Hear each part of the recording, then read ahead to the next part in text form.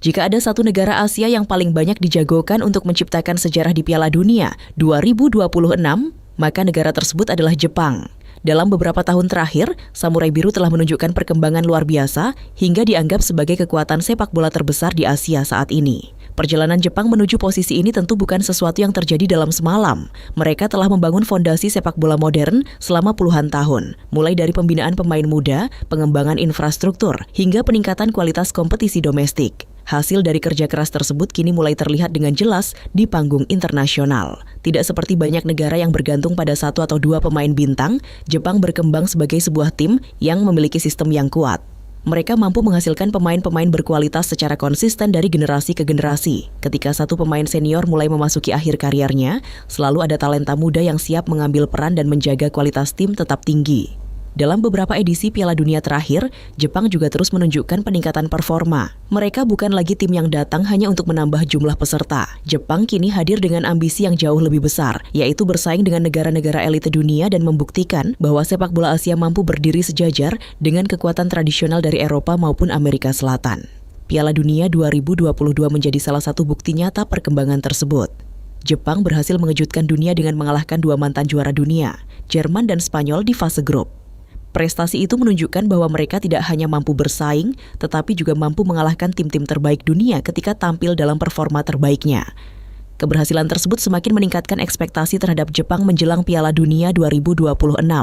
Banyak pengamat sepak bola percaya bahwa generasi pemain yang dimiliki Jepang saat ini adalah salah satu yang terbaik dalam sejarah mereka. Kombinasi antara pemain berpengalaman dan talenta muda yang terus bermunculan membuat Jepang memiliki skuad yang sangat seimbang.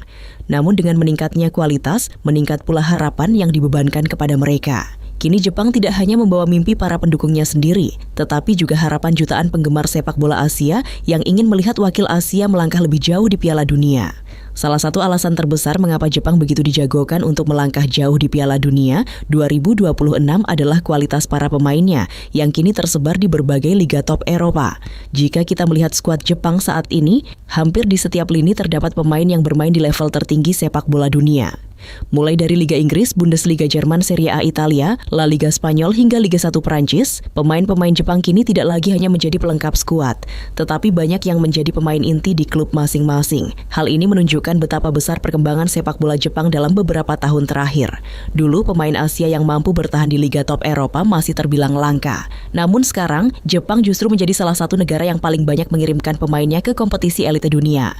Di lini serang, Jepang memiliki pemain-pemain cepat, kreatif dan berbahaya dalam situasi 1 lawan 1. Mereka mampu menciptakan peluang dari ruang sempit dan sering menjadi pembeda dalam pertandingan penting. Di lini tengah, Jepang memiliki pemain yang mampu mengatur tempo permainan, menjaga penguasaan bola, dan menghubungkan pertahanan dengan serangan. Kombinasi teknik, kecerdasan bermain, dan disiplin taktik membuat lini tengah Jepang menjadi salah satu yang terbaik di Asia. Sementara di lini pertahanan, Jepang kini memiliki bek-bek yang terbiasa menghadapi penyerang kelas dunia setiap pekan. Pengalaman tersebut membuat mereka lebih tenang saat menghadapi tekanan di pertandingan besar. Yang paling menarik, sebagian besar pemain inti Jepang saat ini sedang berada dalam usia emas karier mereka. Artinya, saat Piala Dunia 2026 berlangsung, mereka akan datang dengan kombinasi ideal antara pengalaman dan kondisi fisik terbaik. Keuntungan lainnya adalah para pemain Jepang sudah terbiasa bermain dalam atmosfer kompetitif. Mereka tidak akan terkejut ketika harus menghadapi stadion penuh tekanan atau berhadapan dengan tim-tim favorit juara dunia. Inilah yang membedakan Jepang saat ini dengan generasi-generasi sebelumnya. Mereka tidak hanya memiliki bakat, tetapi juga pengalaman internasional yang sangat kaya. Namun kekuatan Jepang tidak hanya terletak pada kualitas individu para pemainnya. Banyak negara memiliki pemain hebat, tetapi tidak semua mampu bermain sebagai satu kesatuan yang solid. Kekuatan sesungguhnya Jepang justru terletak pada organisasi permainan dan disiplin taktik yang luar biasa.